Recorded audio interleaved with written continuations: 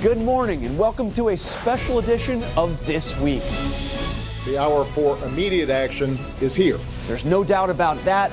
With less than 2 days before America plunges over the fiscal cliff, lawmakers are finally saying, let's make a deal. I'm hopeful and optimistic. Whatever we come up with is going to be imperfect, and some people aren't going to like it. So what will the imperfect solution look like? And even if there is a deal, will it be able to pass? And why does it always come to this? This is deja vu all over again. We'll ask our headliners. From the Senate, Democrat Chuck Schumer and Republican Jon Kyl. From the House, Democrat Chris Van Hollen and Republican Raul Labrador. Then our Powerhouse Roundtable on all the week's politics with former Vermont Governor Howard Dean, former Minnesota Governor Tim Pawlenty, Todd Purdom of Vanity Fair, and Maggie Haberman of Politico. From ABC News, This Week with George Stephanopoulos. Reporting from the Newseum in Washington, Chief White House Correspondent Jonathan Karl. You are looking at live pictures of Capitol Hill. Over the next 12 hours, what happens there or what doesn't happen will cut to the very heart of your financial future and the fate of our struggling economy. Good morning. I'm Jonathan Karl with a special edition of This Week. George is off for the holidays. The world is watching and waiting to see what happens here today in Washington. At this hour, congressional leaders are working to find common ground, desperate for some sort of compromise. My sources tell me this morning the odds of a deal are still no better than 50-50. The Senate will convene today at 1 p.m., the House back in at 2 p.m. Stock markets around the world are on edge. The Dow down 5 days in a row, falling nearly 160 points Friday, and early indications are those losses could be much worse if there is no deal. Consumers are jittery too, their confidence in the economy plunging for the second straight month, falling to its lowest level since August. So that's where we begin. Let's get the latest from two top Senate leaders. Joining us now, Senator Chuck Schumer of New York, Senator Jon Kyl of Arizona. So, gentlemen, do we have a deal? Well, there are certainly no breakthroughs yet between Senator McConnell and Senator Reid, but there's a real possibility of a deal. I've been a legislator for 37 years, and I've watched how these things work. On these big agreements, they almost always happen at the last minute. Neither side likes to give up its position. They eyeball each other till the very end. But then each side, realizing that the alternative is worse, comes to an agreement.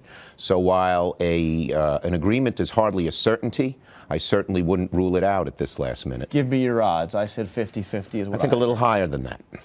Senator Kyl? I don't disagree with Chuck, and I also would say that the way you opened the program does not or overstate the consequences. If we are not able to reach an agreement, it will be dire. And that's from everybody from the Congressional Budget Office, which is nonpartisan, as you know, to the Fed chairman. Probably at least another 1 million jobs lost, an unemployment rate over 9%, and putting us back into recession. So responsible people on both sides of the aisle do need to try to come together, and there is a significant effort underway right now. But let's understand what we're talking about. What kind of a deal? This is the bare minimum, as the president said. What would this deal include? Well, obviously, I think all of us would have preferred the grand bargain, so to speak, of a $4 trillion deal. That can't happen at the last minute. But to avoid going over the fiscal cliff, to avoid taxes being raised on middle-class folks and on 98% of America, to avoid, in my view, a sequestration that would be very damaging to the defense and non-defense sides, there's an agreement that's possible. And, you know, there are 4 issues that are outstanding. Each of them is bridgeable in a certain way. They are, we believe that the Bush tax cuts should go up for people above $250,000 income a year. There's a disagreement on estate tax. We prefer the 2009 levels. John would prefer something else. Whether unemployment insurance is included in, we feel that's very important. And then whether you use a small portion of the revenues you gain from the tax increases to pay down sequestration for a year. Those would be the 4 areas that they have to come to agreement on. There are some areas I think there is agreement, dealing with the AMT patch so that middle-class people don't go up, the SGR, the Medicare, and some tax extenders on both the business and middle-class sides. Let's be clear here. You're talking about extending some tax cuts for most Americans. You're talking about some more spending. This would be extending unemployment benefits.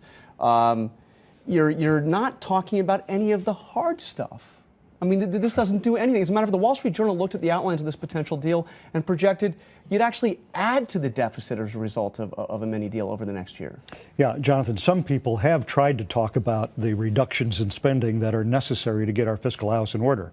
That would be the Republican side. The president and a lot of folks in his party have shied away from those discussions. And I think Chuck is accurate in saying that that's not going to happen in this conversation, but it should. You are right. I could quote from the Washington Post editorial of just a few days ago in which they chastised the president for not following through on his campaign promises to talk about a balanced solution, one that would involve both tax revenue and savings. Ironically, the revenue that's produced in the president's proposals is about the same amount of money we're going to be spending just to provide disaster relief because of the hurricane to some of the folks on the East Coast. No, wait, I don't think that's fair to the president. The president had put serious spending cuts on the table. He and Speaker Boehner a week and a half ago were this close. In a $4 trillion deal, they were $200 billion apart on revenues and $200 billion apart on cuts. And then what happened? All of a sudden, Speaker Boehner decided to do this Plan B. He went back and for a week tried to raise the amount that you would extend the Bush tax cuts to people over $1 million. Couldn't get, the plan was flawed from the beginning. Instead of trying to get a bipartisan deal with Democrats and Republicans, he tried to win over the 50 most hard right conservatives in his body. But, it fell apart, and it's leaving us to this last minute. So our choice is simple. Avoid the fiscal cliff and people's taxes going up, or do nothing and let it happen. We didn't want to be in that position, but Speaker Boehner pulled out of the deal a week and a half ago. It's not fair to blame the president. But I've got to ask you about this question, because this is one of the big sticking points left, is whose taxes go up? Is it people making over $250,000, as the president wants, or Republicans suggested nobody, or people making over $1 million? But you, Senator Schumer, had proposed raising taxes only on those making over $1 million. And I want to take a look at what you said about this proposal of going at $250,000. This was last year. You said, in the eyes of many, it is hard to ask households making $250,000 or $300,000 a year. In large parts of the country, that kind of income does not get you a big home or lots of vacations or anything that is associated with wealth. It also would affect too many small businesses. Weren't you right back then when you said it would be wrong to raise taxes on those? We offered that to our Republican colleagues 2 years ago when the political landscape was different. They rejected it. And then the president, sticking to 250, campaigned on it openly, overtly. He won the election on it overwhelmingly on that issue. 60% of the public was with him. So that is our position. It's a position that brings in more revenues. And what we have learned as the fiscal situation deteriorated, if you go much higher than 250, to raise the rest of the revenues you need, you're going to hurt the middle class as you take away their tax deductions. But you so said it's the right then, place to be. But you said back then it would affect too many small businesses. Frankly, you sounded a little like Senator Kyle. Well, the bottom line is very, very simple. And that is that if you go much above 250, you're going to hurt the middle class even worse and small businesses even worse by having to take away tax deductions. That's not the place we were at 2 years ago. It is the place we are at now because the situation is deteriorating. Jonathan, it's exactly the opposite. The higher you set that level, the less small business you're going to hit. And you're exactly right. And Chuck was right back when he talked about $1 million, because the increase in the tax rates for individual taxpayers sweeps in about 1 million small business owners. Remember, about half of small businesses are women-owned. And it sweeps them up because they don't pay corporate tax rates, they pay as individuals. But wait a second. That's counting at big hedge funds as small businesses, big Hollywood productions like Oprah Winfrey as small businesses. It affects very few. We all know mom and pop small businesses, the dry cleaner down the street and others, don't make millions and millions of dollars. And let's remember, all the tax cuts are set to expire on January 1st. So I've got to ask you, Senator Kyle, a lot of Republicans, a lot of your colleagues, people you greatly respect, have said, you know what? Why don't we do 250? We've got to do what we can do. Let's take a look. Senator Cornyn, who's going to replace you as the number 2 Republican in the Senate, said, I believe we're going to pass the $250,000 and below sooner or later. We really don't have much leverage there because those rates go up by operation of law December 31st. I would focus on areas we have more leverage. So why would the president agree to raise that limit $1 when you have so many Republicans that have said, you know what? I don't think you have so many Republicans. That was one statement, and the context of it was what is realistic as a deal, given the president's adamant position that he wouldn't compromise on anything above $200,000. Let's just get back to the theory, because Chuck had it right the first time. The more people you sweep up in this big tax increase, the worse it's going to be for the economy, the worse it's going to be for small business, and most importantly, the worse it's going to be for workers. Let me just point out 2 interesting statistics. Over half of the dividends paid by corporations go to people 65 years of age and older. In fact, a majority of adult Americans own stock or a mutual fund. Let me just make this point. So when the dividend rate goes up to 68.6%, which is the combined corporate and dividend rate, A, corporations aren't going to pay dividends, and B, if you are one of those seniors that get a dividend in your retirement, you're going to be taxed 68%. And secondly, the death tax. 55% rate. But how fair? But let's go to this death tax. 6,000 of the wealthiest estates are the difference between what President Obama wants and John Kyle wants. It's $119 billion over 10 years. For those 6,000 estates a year, to give $119 billion away and instead take it out on cuts on Medicare and roads and education is unconscionable. Can we look at the bigger picture for a second?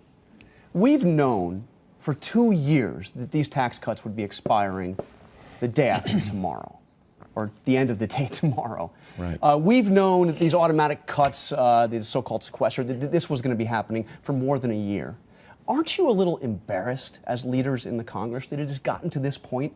That tomorrow is New Year's Eve, the day it all expires, and you still don't have an agreement? I mean, we've been having this argument for 2 years. It is embarrassing, but almost every disagreement we have had is not because of the Senate, where we've had lots of, we've come to agreement on many things. There are 50 hard-right people in the House who don't want to compromise. They don't believe in any revenues. They say compromise is a dirty word. And Speaker Boehner, just as recently as last week, played their tune. You cannot make a deal if you're going to let the people who are the hardest right and uncompromising dictate what we should do. So it's embarrassing, but I am hopeful in the new year, after Speaker Boehner is re-elected, and he doesn't have to worry about those 50, that he will start working in a way like the Senate works a little more, which is Democrats and Republicans together, a majority of each party deciding, and the extreme not deciding. Let me get a word in edgewise here. Yes. On December 14th, here's what the Washington Post concluded an editorial by saying: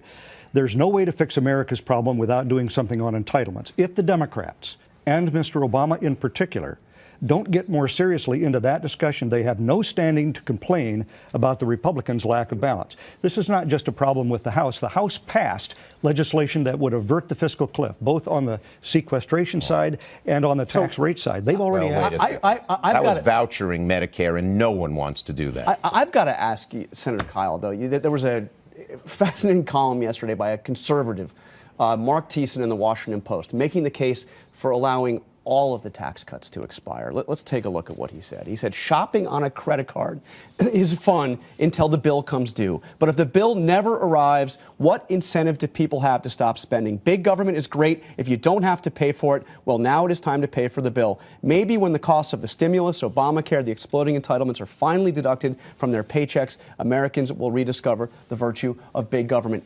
Doesn't he have a point? If we have expanded the size of government so much under President Bush and President Obama, isn't it time to see somebody pay higher taxes?